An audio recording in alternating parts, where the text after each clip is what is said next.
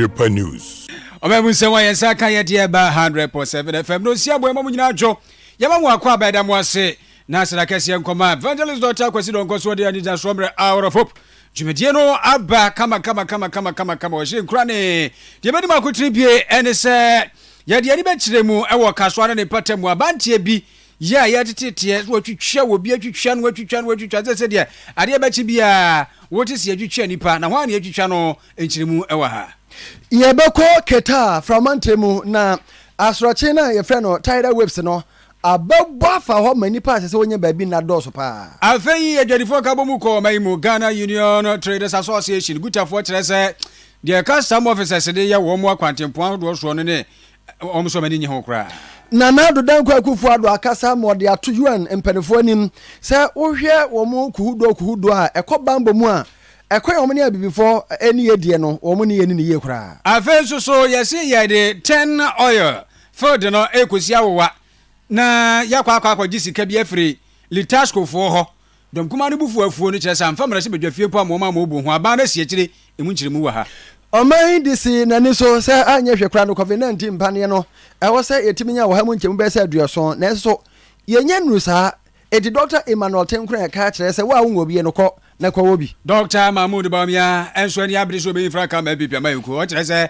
na chitafo no obi anhwɛ no nto na no na reka nya temdidi akansi mu na abusafo sekyerɛ Afran Plains MPP mu party for na be say oh wo montem ngo executives no executives da bi wo montem ye fine pa odopa eyowo odopa ye odopa reality show ampa ye bedua odi a wo se won kan chima no na sa wo yire wukuru de yesi manya mfie du nwotwe ekro na wudi nkuni mpe ye de wo kɔ Dubai ye ma voucher mo kwa shopping ahuduo nyina eno ane sa mo de hwɛ mo bedi dɔ kama dwumadie no ye hyehyɛ no kuntan ye kyerɛ sɛ mote sa warefo na sa fe na mo be ware anka sai eno ododie ne besi akro no ampa ye bedua odopa reality show de mesrawo foni tire mo Oyerepa FM Oyerepa TV na be de wo fon so ate ase 100 Ghana pe mo na mo kro no mo qualify ya peke gran ya famo 0242 087 473 0242 087 473 na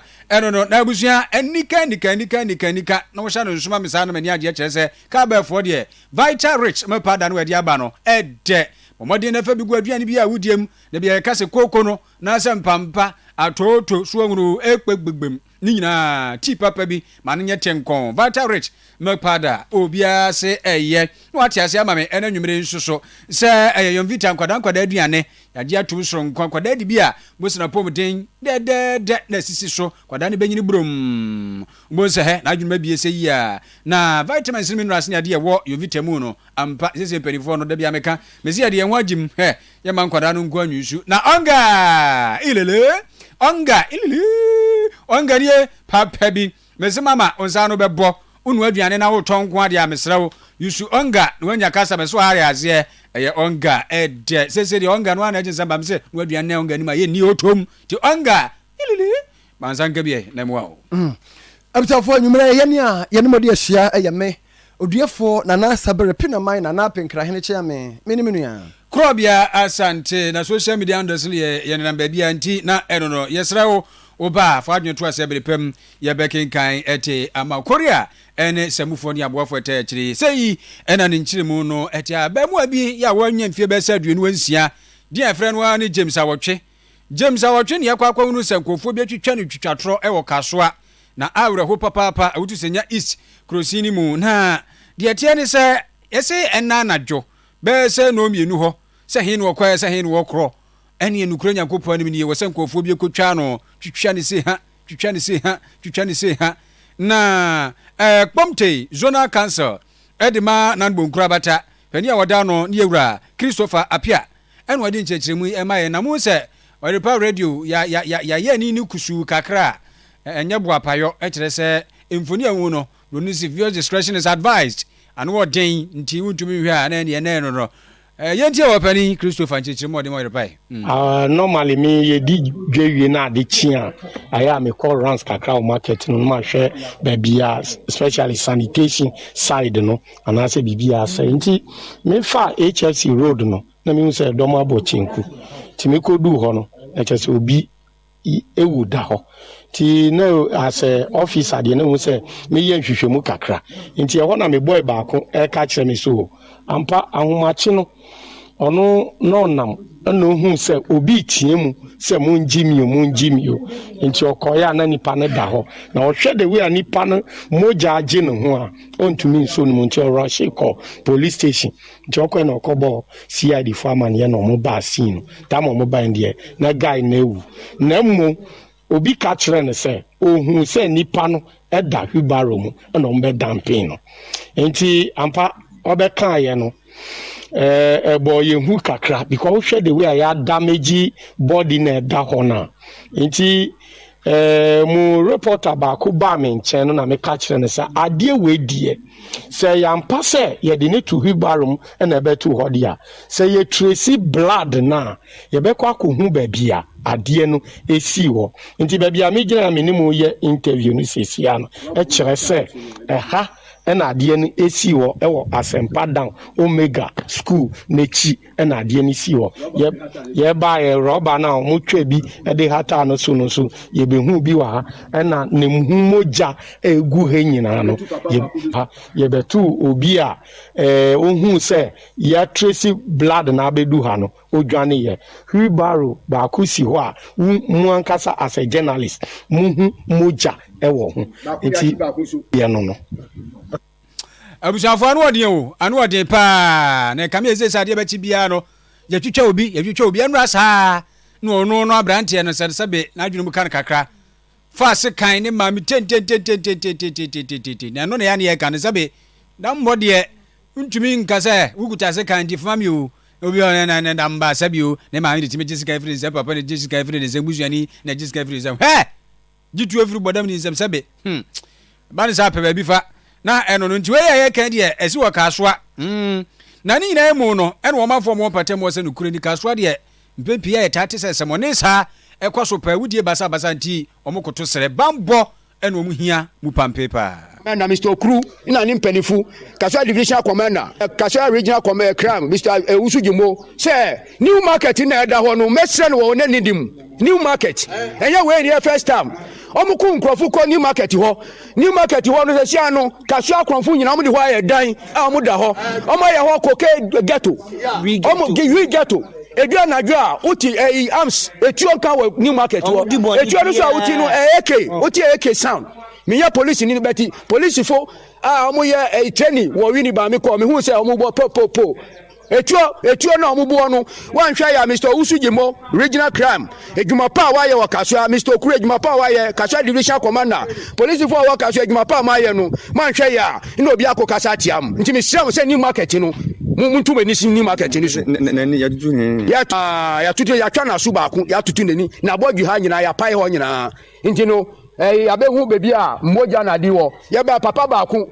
onu no kwachi obi sai na di no me se police mefa no na ankware bi ewo bia no police nhwa ankware na afio mu ha Ghana ban dodo abusa areho pa nti de asie ewo kasoa nsoso eno no je James awotwe nipa bi atwia no anadwi da suom kutwitwa ne se omakuno kasoa nsem no abusa fo yemfiri ho na yenko keta voter region ne yatie ene se wo tidal waves no ye asoroche na ebo no aboba ma atra epono ne hia no abakrom amachese ajapade ase ne nyagro amafo dan ahoragu bebrebe oba Facebook abom se edamu ya chese abusafo nyagro na bebre ne nya baabi nanti ye kwa ahoma no so na ye ne owura God knows blebu ya oye nadmo coordinator ewo Keta municipal akwa kodi nkomo e de afa ho Baba, what me ka memwajo utitwi kakra. I'm sorry, I speak only English and ever. Wow, only English and ever. I see. But do you understand P? When I speak P, can you also understand it and probably use your English or ever to tell us something? Please, I will either speak English or ever. Then let's go English. Okay. All right. We've been told you've been hit by the tidal waves. When did it happen? hands this dawn at Keta and its environs. Just this morning, right? Yeah, this morning, it started around 4 o'clock a.m. this morning to around 9 a.m. We are told many of your people have been left homeless. Is that also correct? Yeah, some people, not everybody. The number roughly, what number are we talking of now? Yeah, we are talking about 3 households that the house is so flooded that they have to move out of the house to another place. We are very fortunate that no house has been destroyed so far. It's just only that the houses have been flooded with the water. I see. So for how long has this tidal wave been disturbing you?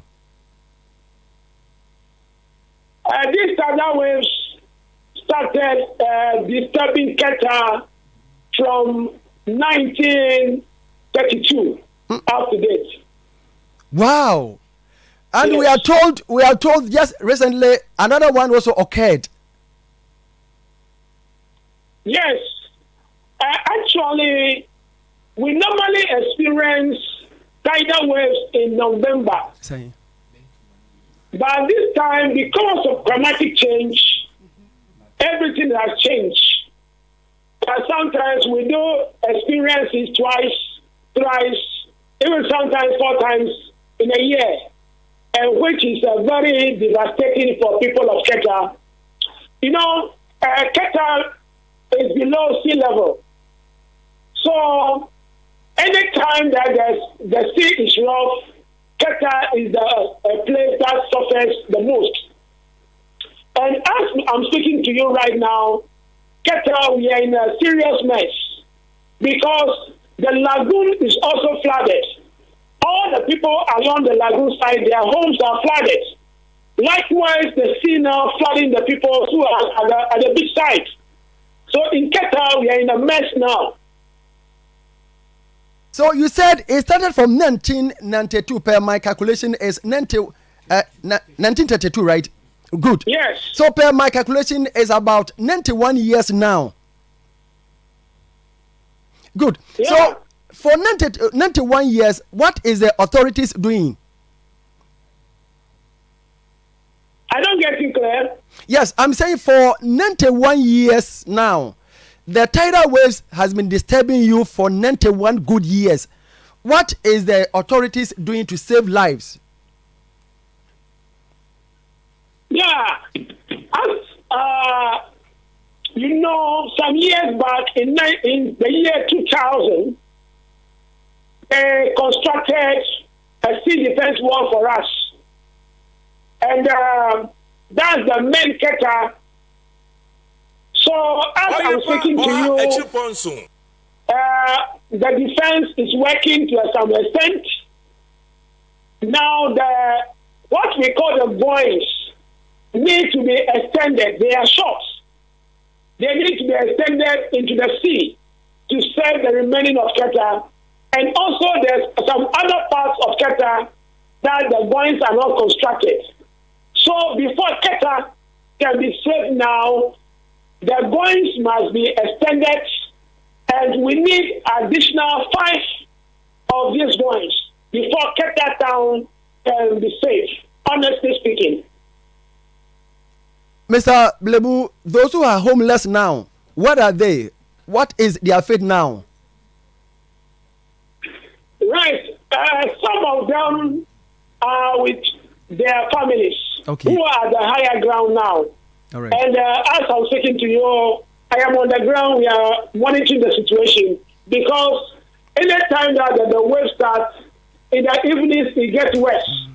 So we are monitoring the situation to see how far we can help the people out. All right. We thank you so much, Mr. Blebu, for your time with Oyerepa FM in Kumasi. Thank you too for having me. Thank you so much. Yani ura God knows Blebu ɛna ɛbɔ nkɔmɔ wɔyɛ kɛta municipal nadmo coordinator na ne nyinaa fa saa asorɔkye no so kɔ kyɛ sɛ wohwɛ ado no sɛ deɛ ɛsitie na ɛhu o wohwɛ no Facebook paa sɛ ne bi sɛ last but 1 year si na no ɔde paa na ɛno koraa deɛ adan yɛ sɛ no negative na bro bɛ 100 koraa na no ɔde nipa render ɔmo homeless no na no ɔde pa na sɛ deɛ si bɛ sɛ since 1932 91 years so wonu ayɛ nyɛ ho hwe na no da biesi yɛ a we so asi pɛ ko bɛka kyɛ wɔn mu gu so ɔmo yɛ bibi na sɛ de wɔka no ɔsɛ yɛ below sea level na below sea level kura kɔkɔ ne deɛ fa sea level ho bɛ ɛpo no wɔ ne soro kakra ɛna ne wɔ fam te sa na ɛpro na taba mu a na ɛbɛgu mu so so kuro no wɔ soro deɛ a ɛna ɛpo no ɛwɔ fam deɛ a yɛ na ɛden nta foro nkɔ kurom hɔ wohwɛ ano ɔden papa ne Ghana nso so hwɛ we kura deɛ sɛ wɔ fam sɛ me last but 1 na we no last but 1 we no oh ɛne na ehu pa na ehu na sɛ bɛyɛ omungu kuro na no mtuwe sɛ bɛyɛ omungu kuro no mtuwo ne bɛyɛ sea defense deɛ bɛ wɔ yasunko adidi sɛ bɛyɛ o ma ya tim no 100.7 FM efiri nyame a Oyerepa die ɛna igusu a yɛsom wɔ no yɛtwa so akwani pa na sɛ deɛ adwadifo wɔ mayi mu na ɛkasa wɔn nkabɔmufuo akuo no mekyerɛ Ghana Union Traders Association guta wɔn mo se wɔn akɔkɔfa nneɛma ɛna mo kwa so a ɛkorɔ no Ghana Revenue Authority wɔn nkura bata ɛyɛ custom division no bɛtete wɔn mo saa officers no wɔwɔ kwa so no na obi se do kura nyankopɔn nim die wobɛtua ntiɛ press conference asin titiriw ɛne yi Dr. Joseph Obin ya wotua wɔn ma no wɔkyɛ sɛ ɛnkran kumase takora de kumase kwan no so deɛ ɛnyɛ sɛm ketewa o na wɔn se afin pimienu ani aduonu mienu na kyɛ sɛ afi kora ba bɛsɛ twa mu no ɛna wɔn hyɛ da party ti wɔn yɛ titi wɔn yɛ ntinya ma kakra ma bɛkɔ akɔfa no wa wodi beduro na sɛ deɛ wɔsi atua ma wɔn sa no nyinaa kuku no kura nyakopɔn mi no abere papa Dr. Joseph Obin na president ɛma gutafoɔ na wɔse sampanifo anya bibi amfa ho a no korɛ ɛne bedi besibesi kyɛ sɛ nkɔfo dodoɔ no anwuma agu ama dodoɔ no anso so no ɛyi nnwuma no afiri wɔ mayi mu de akɔ nkɔfo ama so na sɛ be wabi adwuma wɔ mayi mu na bɛyi ɛde akɔ ma afoforo so deɛ yɛbɛda bɔbra o mayi mu ne nsɛm ni yɛwadi bie kwa so amanfo fra yɛ bi abɛyɛ yɛ wɔn mu kɔhyia na wɔn yɛ na Ghana mfɛyɛ sɛ yɛkwa de yɛdwadifoɔ yɛwo yɛ kɔnsase ɛda werɛ ho sɛ wɔyi nneɛma wɔde sika wɔatua duty bi na wɔde kɔ na kwa so yɛyiw nneɛma yɛde gu batifi agu anim ase asa wɔatua bi abɛ a yɛyɛ ho adwuma nyinaa wɔ tɛmapɔs sɛdeɛ wɔatumi na mɛka kyerɛ yɛdidi bi ɔwɔ ɔmanana sɛ obi tí o bọ̀ tí fi àdáṣọ o sẹ́ ọ̀gá bẹ́ẹ̀ dẹ̀bi fẹ́ na yà rí sọ́kù tí ọba sáré wẹ̀ sí ẹni pàtó nù ẹ̀fọ́ kọ́ àgbẹ̀jọ ló bẹ̀ kọ́ lẹ́fẹ̀ leadership yẹ kí sọ ma ní díye ní wọ́n mu tax yẹ bá tax ẹ̀tọ́ nù ẹ̀yẹ successful nù. And the choice. Unfortunately wọ́n mu ti ní ewu ẹ̀yà díẹ̀ àyẹ̀fẹ́ nù compliance sẹ̀tọ́ ṣíṣe bí àwọn ẹ̀yà ní bọ̀ọ̀dín náà ẹ̀yẹ wẹ̀nyàn. What's the compliance of that game? If you trust it, I am successful. That's not a game now. You are trouble, and you simplified. And yet, fair. It bring parity. Now, yet affordable. And only a friend of compliance. So, Bassa, who's who piano, it's Shabito. By this, the Lord may catch it, the Libya, so and you're a whole Shabito. Krobea obetimi na mo bi bi ya twetwo na ye ya na nhihye ka ho no so ya ya no eyie so be ya be ya conducive for the person to pay. It's Dr. Joseph Obin and I'm watching when Kano Ghana Union Traders Association gutakuo no na wɔn bu afu saa no tie na sɛ twerɛfo ya wɔn hyia yɛ Oyerepa ne nsuo hobi na kuro nyankopɔn anim ni wɔn ani abere papa na ewiase yɛsɛ asɛm ne adanse atwa bi de adanse na nso deɛ wɔdanse ni pa ya wɔso wɔne ne wɔfa kɔfa nneɛma nnam kwantempɔn so na wɔmantua koraa no baabi a wɔde nneɛma no akuro kokodu no matua bɛ 500 million tete deɛ ne 500 million enimere mu 50,000 Ghana cedis ɔdanse ni me mo adwe mo akwaba hello ɔyɛ no timi ga dia me mo adwo Ye pese ni di nkomo na experience is the best teacher.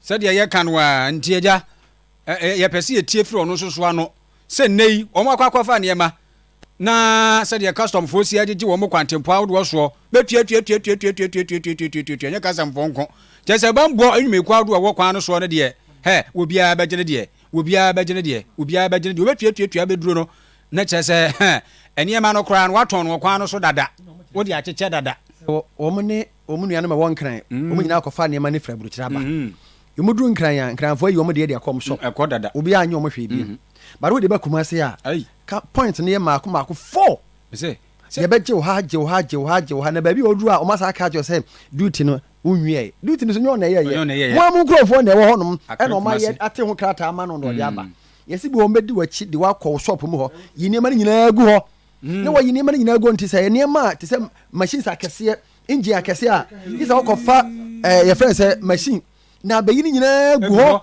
nti untimi sa no so twa bribe mo no ma je bribe no di ekɔ he me he so dance na fe Robert yenga papa me mo adwumu akɔ aba o ya jo pani ba jo me jo so a ejo ha fe na homa na totompa asusumpidie no ha wa mo na mu kwantempo ado so abra makofa mo ne ma ba beton trese custom for tia ya tete mo ene mo nkwampo trese ba mo nwuma eku a mo akwan no so de ya tete mo pa wo kire mu sei wo so wo nsem ka wo kire mu sei wada roma me pa che o ai eno mane ba no agent agye 550 wa no mane nyina de no kan tete de no o wa gi 5.5 million. Old Ghana city. 5.5 and I 550. 550. Okay. What you na no man no free. Ayi batakwa de ba no. Takwa de o de be kumasi ani a chew. O de ko ayi kofobia ya nchew. Na di free class o be kumasi so a ya nchew. Takwa de nko de be kumasi ani a chew. Omo chi ye no. Na no na dey e beto aso. O beto aso dey na ma na ba sa. E ba joy ayi ye di eni mo hwe agent ana agi esika. Ana we no ma ina ma e bibia ma e. Mo fa no. Abroche. We no ma na na ya akwa koyi. Eti ayi no agent na bibia ma say 550. Ye no ma na ye de ba na ye say duru ayi anya kwanta o mo si ayi duty ni ye. Duty no agent no o je 550 agent no so ye no 180. 180 million as 180 series. 180 million. 180 million. Tete dia no. Tete wo kasa 550 no. 550 million. Tete dia na sam na wo kayo. Ai. That's right. E dia ne ma sa na momoton. Ai. Spare parts. Open ho no ma. Body parts and then engine. Koso. E dia bedu awie na omochi ekosi ai aboabo.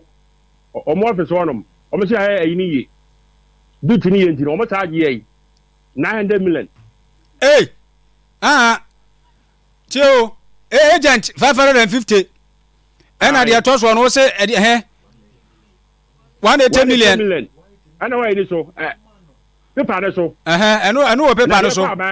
Okay. The aquabano and then 180 million. Okay. Any achi mo de mo kwa abo office one no mo say. Omo office one mo. Omo so ma gi 900 million. 900 million. Any a tuaye. That's right. Muska. You know mo kwa mo kan ay 2 billion. Any you know mo kan ya e be 900 million. And o me ko tua the bank. Mamo invoice receipt. Aye. Kwa bank account ma wa ni tua say kwa bank account. Aye. Kwa bank account. Enti na cha say eniema no a mo no kra no mo ba beton no e betumi akasa de ezesi ebusa ne say efa kra ko ana opani mpacho e say free sada no kwa mo no ai emebra no nya no mabiem e mo fa no na onye no mabiem onye ne mabiem mai na wonya sure say ebia ahyase ne agent no na ono no wa nye adwuma ni ya mamo yo no di ka 550 million no e ba jo wutie yetie say agent na akọ na no eno ma ne say oyira yi okopodua dua ho no ai sa won so na say o efiri obakumase ya ne wuntua bibia no abadwan ruwadi fita kwa na ko yi no okopodua no okay ai wayi ni mienu since match ya yi na ha sei no wayi okopodua mienu enti yese wono ofa mu firi say yabu ma fa so ana the battery say kwa okwadwo ya nto hwe me teze ono wofa benchechiremu ya wodi ama ye ufiri say yabu mu ana wo mabu yai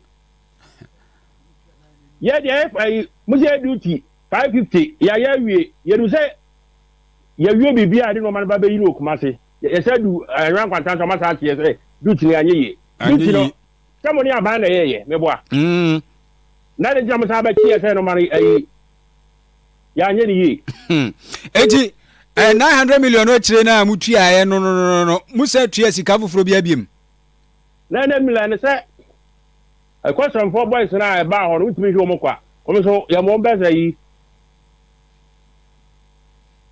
ya 50 million bi ni asade ma wo mo utimi hwe mo kwa mo so 5000 so mo ngoje that's right is adwuma de na do ye sana adwuma ne gu oba ma adi a obi ade to saa eno na ene muamu nkabo mu ko gutafo mpanimfo aye press conference a wo kan wasem no e de na wo kai piso ne enfa nsini nya akwan de me president say ye sra ma na do ya de ne ba ye se no ohu ye mobo okọ adwuma a unya hwe ye se na do unya mobo na ko samfo na okọ mo yini ha no ye nyi wo mu nyina mfiri ho na adwuma ntimi nkoso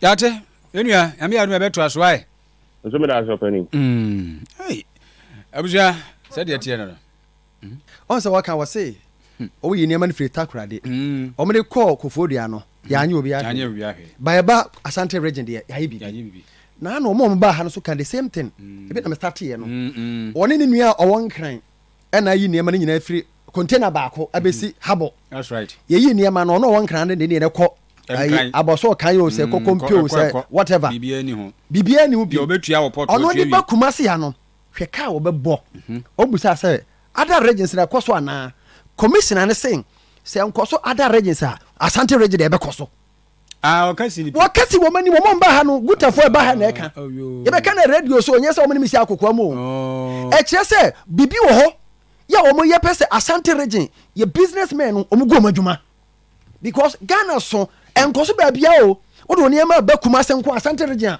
ene ye wo saa o se o ka no wansra mi oduefo osra na nado osra na nado oni Dr. Bawumia na ebuma no Asante region yes oni Dr. Bawumia na ebuma no etina me ka che mo se yawa ewu mu no eso na se nkofo business community no kofo nyumegu yawo no so kofo nyumegu na wo be ka no kure pa na wo be ka no kura ya mewura ni mi o mo fa ne makra esan ye ada business kan me dey understand fa ne say importer no do ko fa ne ma bae no one custom for na owo ebia airport habo ho no aye kululu kanana fa ne sa e no matwa bia gumu e no mo de ba now mo customs for na mo ha mo pe ni ye no ka mo hwe nipa na o ye adwuma no wo habo ho no ya onu mo ye deal no na mo ache no na mo yire di mo expose no plan na so mo man pe for mo say na tie Asante wo e do obi ye deal Asante region for na deal no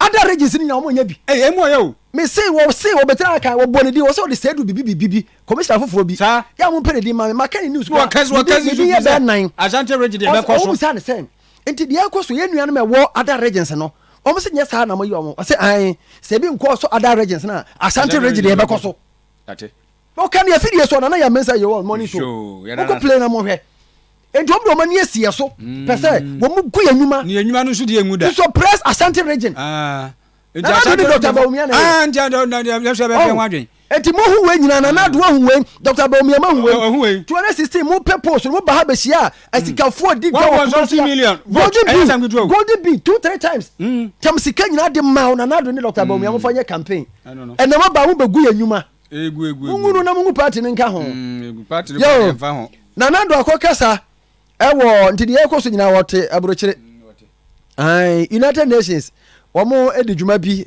na wakokasa wase we na toso dioso enwotwe 78 General Assembly no na muntie team eda so no say rebuilding trust and reigniting global solidarity, accelerating action on 2030 agenda and its sustainability development goals towards peace, prosperity, progress and sustainability for all.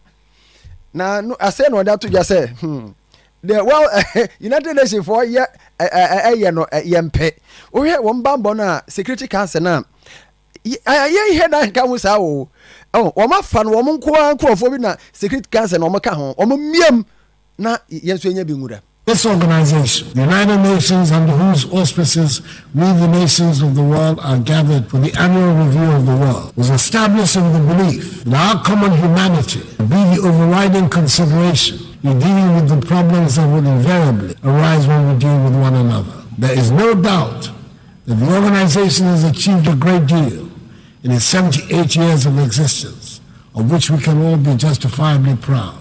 But it is also true that the reluctance by the nations that were the major powers at the formation of the organization to agree to any reform to reflect present realities has led to the undermining of the credibility of the United Nations and some of its organs, in particular, the Security Council. Ghana is currently serving out the second of its 2-year term on the Security Council as a non-permanent member. This is the 4th time in the 66 years since we joined the UN, the first post-colonial African nation to do so, and we've had the privilege of serving on the Council.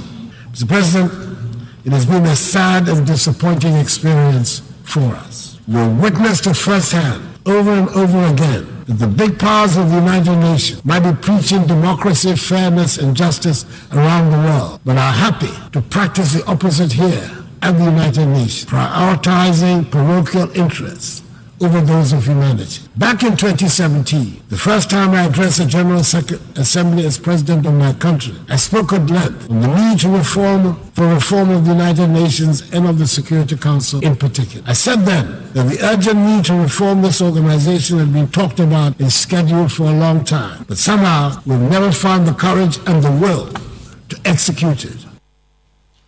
Where Nanado Danko Akufo-Addo eno abusafo na owieye no wa manso wa wasan e de to aso se ohwe amanyosemu se de terrorist for minfo no sore West Africa kura tituru pa ha adwen ya nyina ye hwese ye betima kwatia na no de wo ka ne payin se obi ani wo so ye cassette akura to the events in Ukraine and seek to pretend to ignore the tragic events in my own neighborhood of West Africa and the Sahel. Instability in the Sahel and widespread terroristic activity put West African countries under severe political pressure and economic strain. Several countries in the region have lost vast stretches of territory to the rampaging terrorists. Coup d'etats have re-emerged as what some mistakenly hope will be the solution to the threats that confront their nation. We in the West African region are trying as best as we can with the very trial we face to deal with the situation. We are convinced that the conflicts that continue to plague our continent and our region in particular will be more satisfactorily resolved if the international community was to support, not undermine, the efforts of our regional and continental organizations to deal with them. Africans fought and died in the Second World War in defense of Europe and her allies. We reset the world towards the path of peace and prosperity that their nations and citizens have enjoyed for decades now. It is surely time for the world to reciprocate in our time of need. Mr. President, we in Ghana are holding firm to our belief in democracy as the best route to build a prosperous nation that is our aim. It is true that the economic dividends that many of our citizens justifiably expect from the democratic process have not come as fast as had been anticipated. But we're determined to hold fast to the course because we believe that ultimately it will succeed in delivering freedom and prosperity for the mass of our people. we UN omo General Assembly that also aduoson wotwe na ekoso anana de we yakwa akoto dwa na we de e freedom information custom officer na ya kana asem no commissioner no e fa Alhaji Saidu Idrisa Alhaji Saidu Idrisa on the kasa Asante region ko ade ko fa ne ma na ade ba ada region se so omonya ade omeye yate okache gutafo gutafo no the meeting o kana gutafo no be kana ya fidie so abibia ba na de ne ba appointment yes enti ne duru ai be pam mo nyina ya to aso enya ya sempa ya to aso e betra ma wo ma tra so agu enyuma we say ba ma bu ya bra esu nyuma kakra so say kofo kwa ne kofi adai ye ne dipani Mama Kennedy mra mo say na no ya na no ya Kennedy baba Mazi for na do car say yenkra home use cars ema biem ono sorry ye no kuma ye kan bi na ga na edu o man a ba bi a yentimi home use car biem ye nyusu abreche home use bi na draw so kra ye she kra draw so mu kofu ya atambru mu kra no say ye nkwa abusuafo nsem no de ye kan say yi a e bi a wotewa ya to aso ye kwa anim Oyerepa 100.7 FM Oyerepa radio Facebook ni social media handles no ye da so den foforo so abegbomu e che se wo man bia ye ba ko a ye tufa nwe firi ni anya mfa so pa no e ye 10 oil na sa 10 oil ho no ene ye nkwati a aba ne de akosi awowa ya wo di si awowa amadwuma ekuo bi afre no Litasco akwaje $431 million American dollars aban no e de si awowa dada na eno na aka obi emu opani jonjirapo ya wo ko bra chebedwa fi a ranke mema ya hwa anwode ne ene ye fa anwo nsensem no weso no wode atudwa se na nka wo se ade we ba bedi bra chebedwa mu no mu bobo hu no pekwa mpa ombefa so na se ebedi atubu kura no ya atu mansa na ba na tu sa na mo no ena aba no fa kire ku ne ene woni Ghana National Petroleum Corporation GNPC for edi hu nkomo ena se wode akọ board members ne ko se chenchirache a wo munyi sa na mo tuo we yantum na wo se ene depa jonjirapo se board members ni bi susu bi ho no mu a wo mu chese wo mu tu wana mu a enye yie kire se wo mu nya approval enkra bia emfa firi mra bedwafo se sa de we wo mu nyintum so hunu na nyankropo kra ya adom na se sa 10 wo ye tabiri se sa Litasco se sa dwuma eko no enso mu a afiri kwa we no wo menya kro menya be 3.8 million ankre no mako 3.8 million barrels e anya azam ketu akra. Parliamentary Select Committee on Mines and Energy under the chairmanship of Honorable Atachia submitted the report of the Committee on Mines and Energy on the 2023 work program in August, just before Parliament rose. Which is GMPC. The Parliamentary Select Committee on Mines and Energy in the third session of the 8th Parliament of the 4th Republic of Ghana. One of the key issues that came up for consideration was a request by GMPC to raise an amount of $620 million in a form loan facility from Litasco. Indeed, those of you who were in the chamber and the Hansard would confirm, as well as the official report which I have here, signed by the chairman. And if you go to page 7 of the document and then page 8 of the document, Parliament took a decision that it cannot approve that amount in a work program. In fact, Parliament direct, and I read, the committee recommends to GMPC to lay the terms and conditions of the intended loan for consideration of the House in accordance with Article 181 of the Constitution. And so Parliament was explicit. Parliament was clear that GMPC should lay the terms and conditions of this loan agreement in accordance with Article 181, so that Parliament would consider same and make a determination. Ladies and gentlemen, to our utmost shock, I have come across. Any John Japono no, as I shot pa na. Eno no make us say was some board members na baso or GMPC wo. So my idea pa. Says I say beto many no. O ma prepare say nya de o me so o can see. I will share with you a memo which we intercepted from the board of the GMPC. And on this note, let me express my gratitude to the board members who have kicked against this illegality. You are serving Ghana. You are doing the right thing. And I would encourage the board members, a few of them who have decided that they won't go by this directive, to remain resolute. Indeed, this is dated September 14th. And it says that the presidency called a meeting on 14th of September at 11 a.m. GMT. Those who were present include the Chief of Staff, Secretary to the President, our own Minister of Finance, Deputy Minister of Energy, the Chief Executive of Car Power, and Letasco and other executives of both companies. The presidency directed GMPC to seek for board approval and proceed to raise a total amount of 431 million United States dollars without parliamentary approval. I therefore want to call on the GMPC chief executive and the board that if you proceed with this directive, you'll be committing an illegality. You do not have that mandate and that power to enter into such an agreement without parliamentary approval. And the minority wish to serve notice that we shall use every necessary tool available to ensure that we do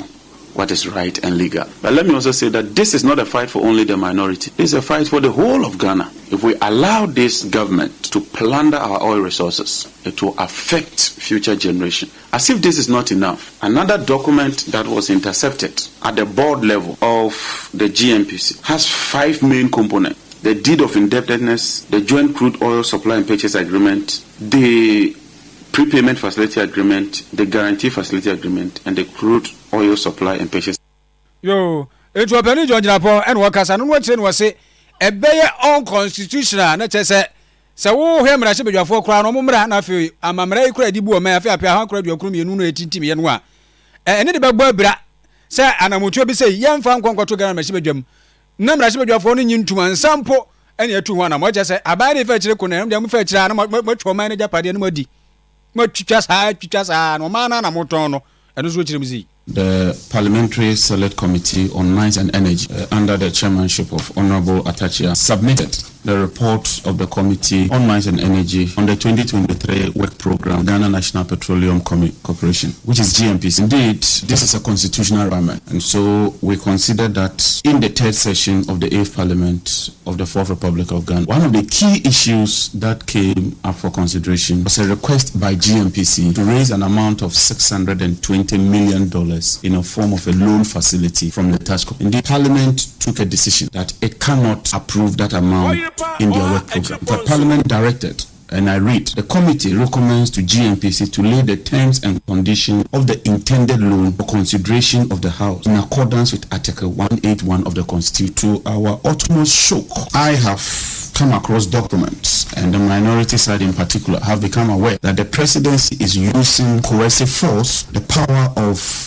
the presidency, to compel GMPC to proceed and execute this loan agreement without parliamentary approval. The presidency called a meeting on 14th of September at 11 a.m. GMT. Presidency directed GMPC to seek for board approval.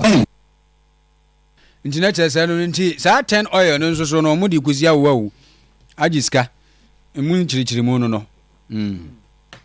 Ade no man na wo say yes a hwegu ho. Ne di fra ne yes a che. Na de do ne de. Na say I me ya ton dada. Wo ko fa no we no hwegu. Hey, Dr. Emmanuel Tenkran Asante Mantemo pani kwanche for hwe apomde ho nsem so. Na ode atu yesre me no mi yoru nyina say COVID-19 mpane no ye ne ye ngobie ne ye nkwo. Oso ma nyina ne ye botan ne say nke nu sa mbre no na ohamo nchemu be say aduoso de 70% ya wo mpane ne bi. Na so nu sa Asante Mantemo mo ma wo bi nkwa ne ohamo nchemu aduonum sie na eche ponkron 56.9%. Na mumientie ne cheche mo de mai no. Anytime we meet, the emphasis is that COVID-19 is not over. What we are doing right now is that we are trying to increase the coverage for the vaccination so as to get to herd immunity that can support us to prevent any further outbreak. So we are here again to initiate another COVID-19 vaccination campaign. This is the 8th round, and you all know the challenges that we have in Ashanti region. Vaccine hesitancy and misinformation. As you are aware, during the COVID-19 outbreak, Ashanti region was the highest in terms of number of cases, and we were second to record case in the country. We had our first case in Kumasi Metro, and then the second case in Obuasi. Now let's look at our vaccination coverage. So far, what we've been able to do, we've been able to immunize a total of 4.6 million people, and the breakdown is as follows. For fully vaccinated, those who have had 2 or more vaccines, they constitute 1.871 million. And then those that have received at least only one is 2.5 million. So our coverage for fully vaccinated as at now is 56.9%. So we are nowhere near our 70% that we are hoping to achieve. I am Mediana. Yo, and Dr. Emmanuel Tenkrai, as I trust him, say, Asante Mantema Hankwa, Womo, I say, Nefua Nebia, woman, vaccination exercise. Yeah, Womo, say, Womo target any bear said, any pabe or Pimoha, Edrioso, Ensia, Hensia, Edriasa. Yeah, come to me, and yes, no, but no more here. This very campaign will start on Wednesday, 20th, that is today, and then will end on the 24th September. It's expected that we immunize 176,630 people. 176,630. That is our target. So we are to protect ourselves and then protect our family. And for that reason, we will have to ensure that we get the vaccine so as to increase the vaccination coverage. We are moving from house to house, market to market, school to schools, lorry stations to lorry stations, all our facilities in Ashanti region. Dr. Emmanuel Tenkrai, Asante Regional Director of Ghana Health Service. Dr. Mahmoud Bamia, my penny bed, yet send it to Fono, said, yeah, a Krobea so obey him Frank Kama and Pipia Mayukun, or the Aquaprema Pedia. I fear Besma by a betrona, dear, Wakasafa Opa, no, and one, any half for Mantemu, Kukum, Oyerepa Kurum to acquire no na. Wakwakwashia, try any sign for no, or do too many say, sir, I can see, Nadasa Bua, Udim Kunim, USA Kukuru, be any Pampomua, no my piano, and Aquaprema, that should be Jacumian, and I say, Yibidiana, my penny Acuniano. And to a srepa, say a yadbro, Tim Didier Basa, near be a bequaco for Patabri and once a year banadier, and ye or sre, see two in a chita for Nina, I'm sure in film. Min pe mpaimo, mempeimo, uye MPP near Minio Becabum, Naya Yejuma.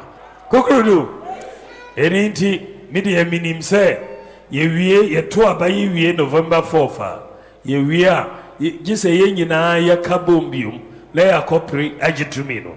Enti media me yame campaigner. Min didi obia tem, min kasa ntia obia. Min didi obia tem, min kasantia obia, min bo obia dimpo, min bo obia dimpo. Mi chrema drink keke, I'm a delegate. Not delegates, umwa drink. Udidi obia tem enea, na echinoko friend say, Brane. Yo, Dr. Mamu Biana Moten and Canon, what is was out was he? Obiara Tinedia dance here, so Uche Ghana from independence. Vice President Umwa Bayina, Unya Vice President, when you're in Juba, I say Dr. Mahmoud Bawumia.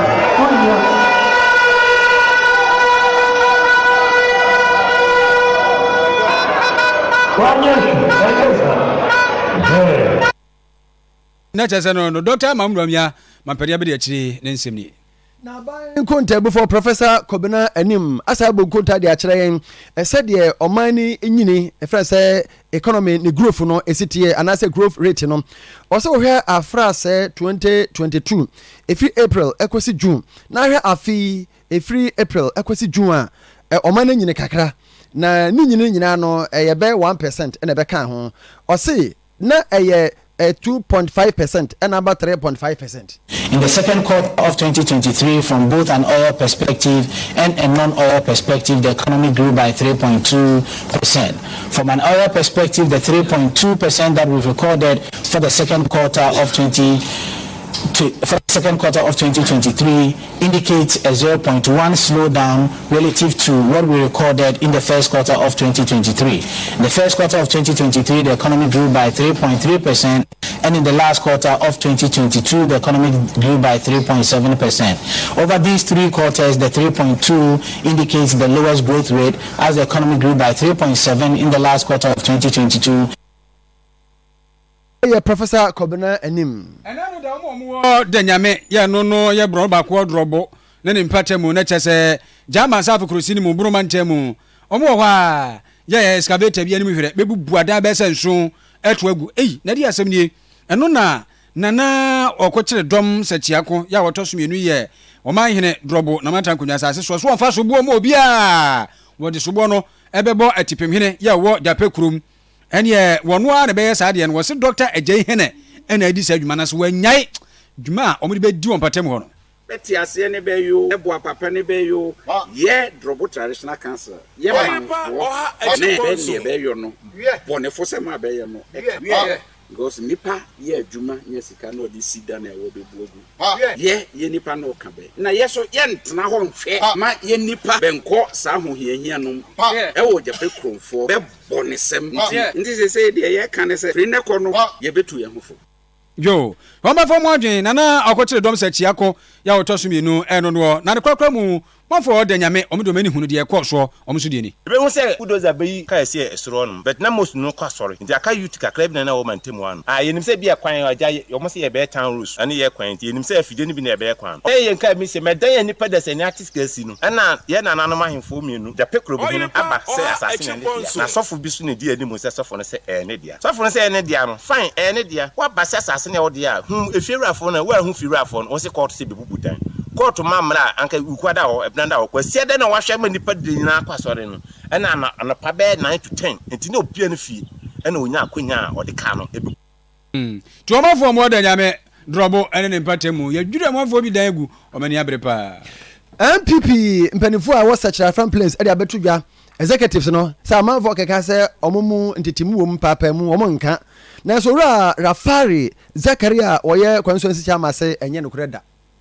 Such a front place. So we catch our share in Kabum any MPP party was such a front place. Na serve you on ban MPP party no. Ana onona on pair in Kabum such a front place party. One say such a front place party no in Kabum nas in the mono. Almost dying in Tina in Kabum na asumji enemy. Ana den no mo in Kabum ne asumji enemy. Wey ora Rafari Zakaria oye constituency chairman was such a front place Robinson Hinkro no na amanfo na bi say keka say Dr. Baumia the campaign team no e de akuafo no say tie ni abre DC ya on pete honorable Suleiman Hamidu say onye no fama amanfo no no hwehwe animu opasama no yi bia ma no nkro ne ba enso be yi ano Buma, Abia, no one in Penkabum, or constituency on our district in them. Say a Kamen Quadia, medium who said your mokan, Omuna Mribia, only allegations upon allegations. And then we asked their own say, positions here, Yami Adam, so President Diabetrain, you be a better way, intimidating who say a normal. Way DC, Honorable Suleiman Hamidu. Yo, na, oh, yeah, and Konya, and I say, and Yama Cray and a war was Ukua Udwoma, Ukraine. Enya kra ni titru sa nuanwumfo enema wo mo yeye won mo ntimi nyesiesie yi enwa bi ena ekoso e wo kentampo ne patam nti kentampo for commission for tutum no mti sa rose bi enua no den wodi aduanwumfo adwuma ense ya ada no akwa senior high school ba kwa eno no ewo ho tere se wo munni akade na yewra Gilbert Ampofo ena ye district manager ma forestry commission kiremu eni so ade hunu munya ya mutu sana mo yakwa pro kakra ene headmaster for ni assistant headmaster for edinkita ho bebre na ya pro bomu no ye hunu se wono ndayem empa ombeda so nwa ometina so ne no ebinum kra library bebre books begu ene ade e problem esanse nnyoma omode ennua amode be sa eduma ni nyina eni ho nti forestry commission kinta ya wa ha ye donate rosewood ama schools kintampo senior high the senior high and the Kintampo vocational say omode beye empa ama students no ada say de beye ebinom wo ha omoda form no sa ebetwam na ebinom so enya akonwa atena so na bia omo library entumi endi mu no nyandua ne de akwa Betampo for na headmaster ya wo Jema Senior High School Penny Amwati Nyako enso gina school this nyina na mu di asadamai commission na egbe for ase papa eni na ebenya sa mo we fi babia won pa abanya mempa ho nduane egum no we ante nduane nyina ase na aman kwa no ko amon na mu agen ki bi hu o mo sen ko wo me kwan ko twendua ko bobi oh masa nya botre ye operation bi ti wo fra me se me ma me hwa de me ba yo se masa nwai na ho ya bi ti ma mo fan ko ye maduma mfan ko ye pallet mfan gu mpam ma onkware nyama bi fa enna na ya de nketenkete no e wo koso no so nti ye library nso ye nya bi mfan ko ye shares mfa e books so the stores ye nya bi mfan gu na mfa books ngu so la books ne na ensuku nti ma ho kan de e osoro ni agye ni maduma fo ni agye papa bi ko na aye dadwen ya hawo entina chese eno no opani ya mwati nyako ni nsemi na ora Hereford Siao ay executive director Ghana Library Authority ana ode futu ama awofo se ya yense ya mani nkura no muntimi kenkan onsu ya kenkan ni atworo ni yenya se da bia TV no mote ho bra efa hwema na ode se bitu ya na ekuo bia ifra Book Aid International efi land memu e de niema aba ba che omo a eye enwoma ba se mpemiensa e wotachima municipal ho na ode tudwa na enu achi no ode tudwa sere omo se e wo se awofo no bomode pa na wo ma etimi esua atworo ani akenkan nti asoro na atworo na akenkan no de sukuu a ukwa atworo na akenkan wo behunu pa ye Asante Nshira International School yes Asante Nshira International School yese ambeke say o se ogusu a wo ye admission crèche ekwese basic 6 ya oguso ya admission no udu honum a CCTV cameras e wo honum sukuu mo honum security ya tight se so mu hia adwumayefo nti wa betimi aye crèche caregiver ye hia nursery to KG a teacher for ye hia primary 1 to primary 6 teachers ye hia IT teacher ye hia French teachers ye hia accountant and cashier for ye hia cleaners ye hia storekeepers ye hia Asante Nshira International School for ye hia was the application baba ojia kwesi busumi de to so aduro no enum che say 25th edu dia na mfa ma ya na no ano no etitie na hye nso bibia ni a opese odoba ko ho opese okopa adwuma mu bia ye wo wo achiamfo terminal bus terminal ho awomrom from 0208 71 5989 0208 71 5989 afeni enkohwe ni ntie owura Hereford Siao nene no awofo nyina no pacho ntie aban the resources bebre ne partnerships bebre na ye said ye be ya benya resources egu library sise yetimi aboa ye nya bebre aban ye sa investments we nyina ye ma ankwala no ye ma mpenifo ye peninu na ba obenya book akan ana oba hanzo ankwala nso benya book akan research nhwehwe ma kire se enkwala no omusua no o build the culture of reading na omunyina adisua nyeden enyomoden nti ye bese se parents no ye fie no TV na ya na ye to no ye to aye nto shelf na ye nto books ngu ho because we ora Hereford Siao executive director Ghana Library Authority no we ye no ena doji achede no efri eye ekuyi ensemu efri sa Book Aid International for ensemu no ene Mrs Charlotte Nsia JB ona ye bunu is regional director Ghana Library Authority na ono so de aseda e kan semibre efa ngoma ne ho Ghana Library Authority ne Book Aid International aka boma partnership so mo bie children's corners and then na nyame adom tachima yen so eduru yeso said dem hu ye ma bring books bebre over 3000 new books apart from old ones na ye wada dan ye ni age pa na ye library ne hia say ye be renovate ye be paint ne kama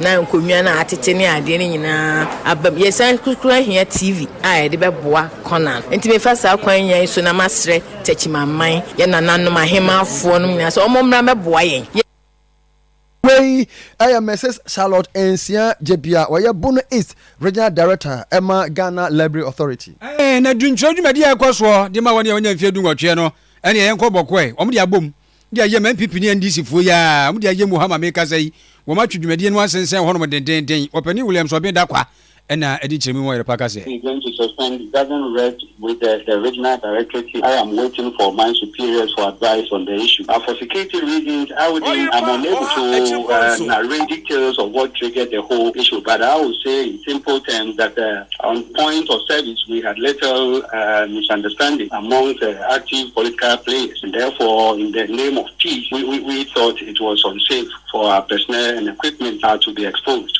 Therefore, we had to put. But what is heartwarming is that we've gone past that, and yesterday we all engaged political actors on the ground, and hopefully we're waiting for advice from our superiors in Accra. So, Williams obi da kwa ɛna adi nkyerɛkyerɛ mi mu Oyerepa ka sɛ ɔno na yɛ atifi apoe mantam mu panin komisa ɛde ma abato nkurabata no sɛ mote sɛ medical store yɛ wɔ asikuma dɔbe brakwa ɛwɔ hospital hɔ no ɛhye na a member of parliament yɛ wɔ hɔnom ɛyɛ honorable Alhaji Alhassan Kobena Ganza ɛde ato dwa sɛ ehia sɛ amanfo nyinaa boa no na saa medical store na ahye no etimi sɛ ɛsi ne foforo send the pictures ni ma na ya yo no me ye ne de meba ma behwe na so ya trans ne hu ra ye na me bi di hu dwuma pe ba e bi hu no na menini na wɔkɔkyerɛ sɛnea yɛhu no no de na yɛade ɛyɛ ahye paa na ɔde sɛm no ɛyɛ me de kakra ne de nhyɛ da nka offices sɛ nka spread ba ɛyɛ offices na ɛyɛ asɛm ka me bɔ fire service fo wɔ aba so wɔsɛ message wɔn ma ntene ntɛm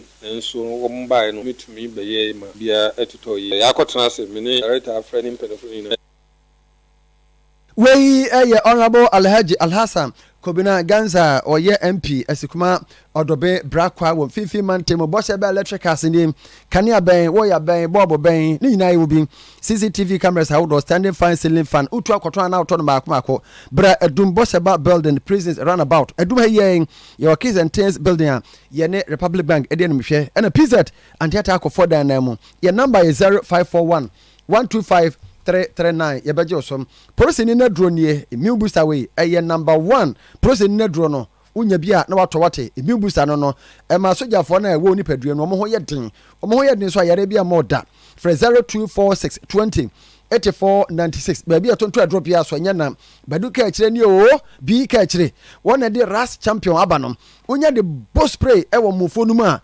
ebekum ananse turumu huma brane atwata abra katato abrekyira abɔdwesɛ ɛbɛkum mu nyinaa na wode protector so apam enoma ɛbɛbɛdi mu no de kunkum amo nyinaa warrior super ne lambard mu nyinaa bi ɔnom wode hwɛ makyira kwan de koto bi wate kuma se de ɔwɔ African Bangle umrum babia wo bia fresa no mai 0249 633 210 0249 633 210 ofre ya pen ebeje so na ye pe ye nua momoa yen Anthony Henry Mensah wɔyɛ mfinsia aduɔson ɛnan ebusafo wɔte bompata na adwene mu no ɔmo kyerɛ sɛ kana kakra wapie afirifie bosumi mu da na di kan bisi na yɛhu no biem obi ne atwa obi so saa yɛsrɛ mu a momoa yen na yɛhu no number mo bɛ friend ye sɛ wa ma Oyerepa ha ana police station menwa frɛ 0597 059960 0597 059960 and 0242 380 912 yɛbɛgye so ebio yɛsɛ hwɛ afie brago so nya mfinsia aduonu mienu ɔtasuefo asaman we nipa tuntum ɔno so yɛsɛ na adwene mu ha na kakra saa ɔno yɛ deɛ obi ayura ɛna opie ya yɛnhu no na wo pie no hyɛ atade kɔkɔɔ ɛna baako yɛ tuntum fam ne tuntum sɛ wɔne atwa obi so saa te sɛ de meka ya mfinsia aduonu mienu aso a wayɛ sangranga ma positive asonte ana ma yɛ asonte ana frɛ 0551 220045 yo na chasa no midima fon so ete so yade e last stop no Dr. Tam da so the time no to so ne o tu yade ase ama wampa wode wani kyerɛ mu midima fo e ba clinic a yade bia ni ho obesan de abafie da ebu akwa agogo na ye kro 024477 4282 05 Anthony Henry 727215 na eno no yam keka ye fo keka de ya asefa nse wura wanum na twensunu pie nso ye de etumi ye ntumi nimsra gastomisa ena eboa wedi wakagire mu ma no so mu nsabum on wabu nsa abu abakon abu abatwa baabi abubu bia no sra na wato bo ase age meso plus mesha kama pa bobram heba shops awdo 0222 0233 302000 0233 3020 002 no ne tre ne bedi akiri sa no a kyerɛ emoni adom ye hunu ababai Esther menu Samenu anyamfie aduasa ba ko pepepe woni patuntum na bu akwa ene wote sebe ono so na adwum ka ne saa wadwum hawo yade o kan brofo na ye ya Asante etwi kase ye na abusumi ewumi ne de to dunsia ye kire se enu achi ye nche kra anopa no wotwe wo firifie to se bra ha eni ba bi a wokoro ye kina pen no a ye hu no na bra wokoro no wo hye tuntum ye lazy bi timadawroma oni atwa obi so saa nya ne bone obi de hye no no mum ya sonte post station bi e ben wo no kuyo masutri yensa be kano tesa nso a frɛ 0248 660917 0248 660917 17.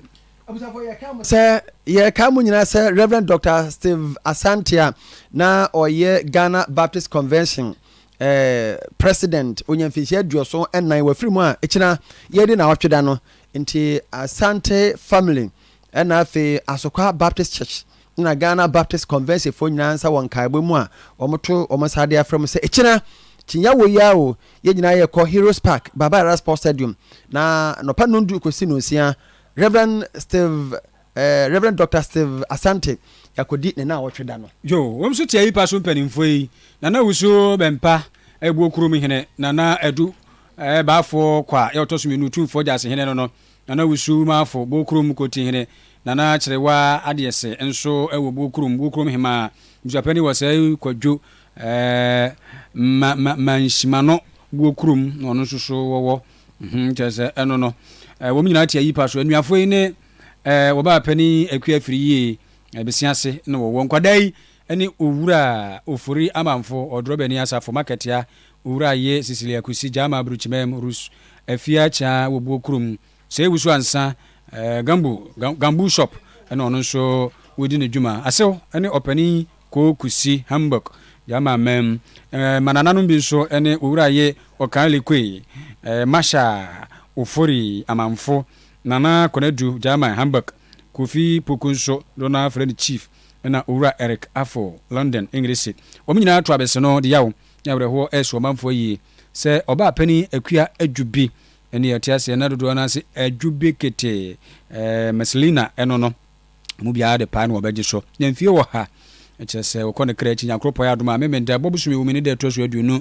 yensa pepepe ye kire se bu okrum abotan so ono ani fie no 9 pem anopa no no yampem gina so ye fusum de amano ewo St Anthony Roman Catholic asafum no nkron bepem du ba ko no de waya mamre ni amande nyina akoto ne nem bu okrum adehimsiye abuja kire se bu okrum MA ene ye wudru school park ne so no a don ko no a bepem no nsia no atransia no ma music say ya de kire kwasiada de to so aduonu anan echese St Anthony Roman Catholic asafum no nkron bepemprem tobre onyankopon aseda koma no agema me atu ebran kukum tidiaka na busua de abeto aso ewo MA school park ne so don ko kopin no sia fa ko tra ye memenda no nti ehwemu nyina anim se mo beba ambaba boy unu se yame akwese de be ye so no se kwese de ben na honorable Justice Anoche Alaji the terms assemblyman ne gala ne baso gala no ampa ne gala ne baso ya jamo ye be ko hwe oso tunis afrenya na kwasiada ampa be gwa the terms honorable Alhaji no Justice Anoche assemblyman gala aba ai honorable ya ba wate we are birthday mienu bi ha me ya ba na wo se nyankopo ya dum so a memenda no ye kwa yiu ye be ko ai ewo boase yes oboase na mponsim ya biama ti ye ko na yie ayimadu krom senate wonu a ai ye be ko Olivia Amponsim amtwa ma me no ni Lidianom mo efi amanu abodwese no abodwemi mimi omo ho fepa anaye yem papa ba ko ni birthday ora Edmond Kumidan so Mr Kumi meni nya na kwa so south Roman so ni pa why not anaye ni birthday and the south Roman was no retired auditor and concern for also we sing happy birthday Mr Kumi ya resho wate na nimu te say we nipa and then so ye ewura Pamela Yeboa birthday Pamela Yeboa